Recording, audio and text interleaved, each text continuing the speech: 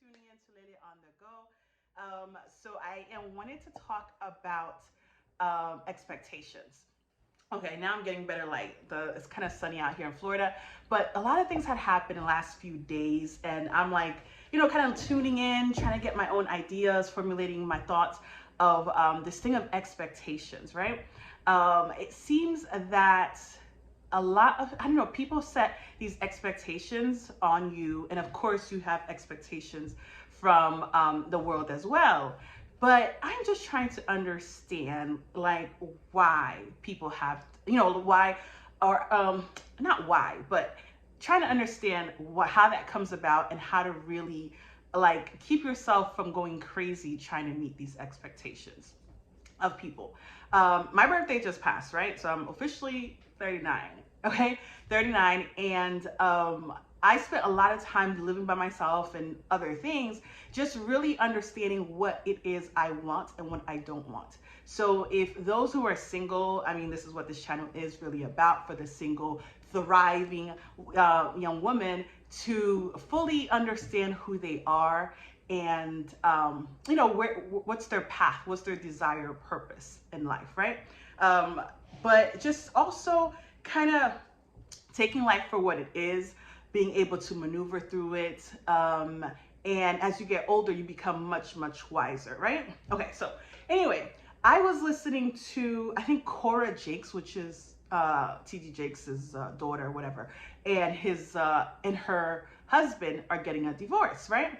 So I was kind of listening. Some people were saying certain things, just general, unfortunately, that they had, they're divorcing. And he made a comment stating that, oh, he had these expectations on himself, right? And I'm like, that's understandable.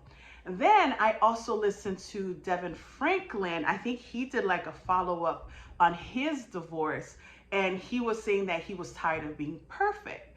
And I think once I heard his explanation of, him being growing up and people saying, oh, you're so perfect. They had a nickname for him, Mr. Perfect, throughout high school, throughout his age, and he was always doing the right things. And people were giving him that title. And I know a lot of people who, of course, says their marriage with Megan, his marriage with Megan Good, and how they were like this picture, like this perfect example of blah, blah, blah, blah. I'm like, they're people, right? So he was just saying how he lived a life of, people having all this expectation of him. And I thought to myself, in a similar way, when I was growing up in high school and college and all these things, I had a lot of aunts or close family members who would always say, oh, Lily is such a good child, and they would say to their daughters especially, oh, if you were like Lily, or just like really comparing their current kids to me. And this would frustrate the kid. They would hate me for some reason. And of course, they would tell my mom. My mom, of course, would be very happy that people were, talking great things about her kids. And for me, when I would hear that, or the parents would tell me this, I would say, okay, I don't let it get into my head where I'm here to make you happy or anything along those lines. And I think with Devin, he was saying that, that stuck with him. So he always, he just kind of kept that, always trying to do perfect. And I said, well, that is the problem. Because if you hear a constant, you're doing great, you're perfect, you're doing like this awesome job, and you love the attention, you get like satisfaction of people telling you how great you are. If you feed into that, it's going to it's almost going to build your character to be this perfect person. But then when you're ready and want to do something outside of that perfection that you've created, then it's a problem for you.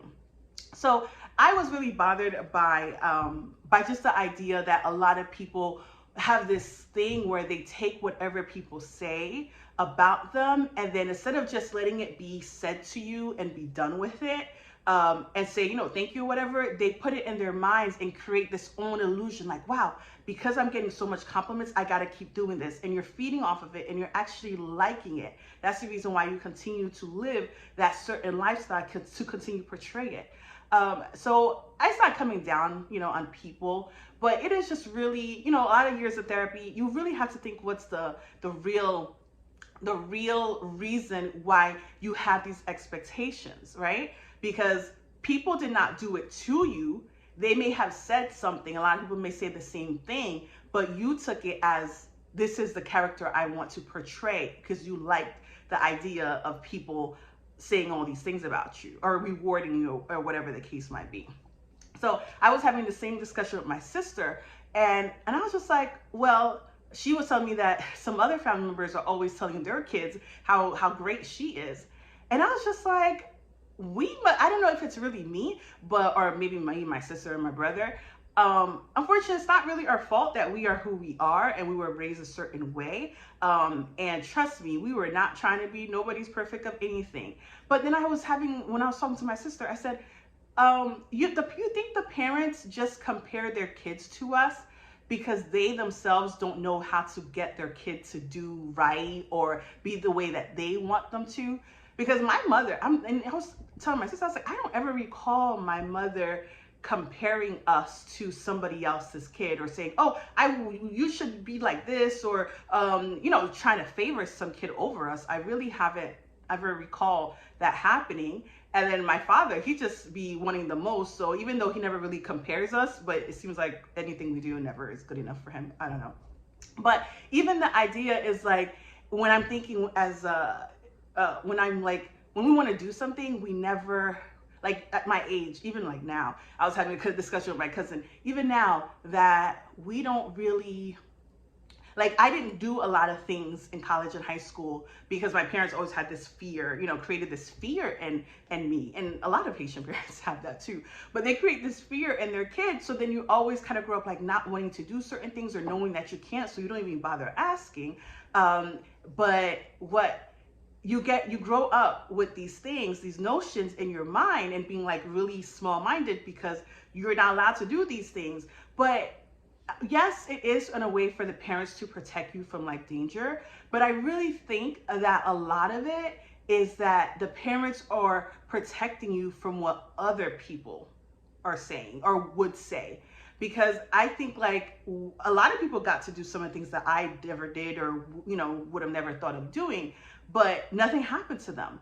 But I think it's really because like our parents a parent would always want they want to be looked as, a good parent, and they don't want people to judge them or their kid. So instead of allowing their kids to grow and learn and do and experience things, they constantly put this like fear in them and create it in their minds so that the kid never really wants to do anything. So there's where the level of expectation comes off. It's really, when you were raised, your parents, what they've instilled inside of your mind. And then of course, as you get older, what other people say. So unfortunately, I come to the conclusion, yes, expectations are set by around you. But if you in your mind say, I don't have to do it just because it is said to me and I may hear it often, I don't necessarily have to live that way. Because remember how I was saying how I could be all pretty, like today's a decent day, right? I look okay. But if I was to always put that like makeup, that just looking flawless and buying these things, people are always going to have that expectation of me. And in my mind, I'm going to love what I'm getting from people. Like, oh, I get likes, I get more, I get all this, just glorified whatever. And then I'm going to stick with it. But then when I get to a point when I can't do it anymore, I can't fake it anymore, I'm gonna lash out. So yeah, that was a big thing for me thinking about this week. And unfortunately, I can't remember the lady's name, and it like actually broke my. Well, I was sad because when I heard who it was, I think it was Miss USA, Miss America, or some one of these pageant person, and she was an attorney, and then she was all these great things, and you see clips of her doing things that she liked or things that she was involved in and talking, and just seemed like she had it all together.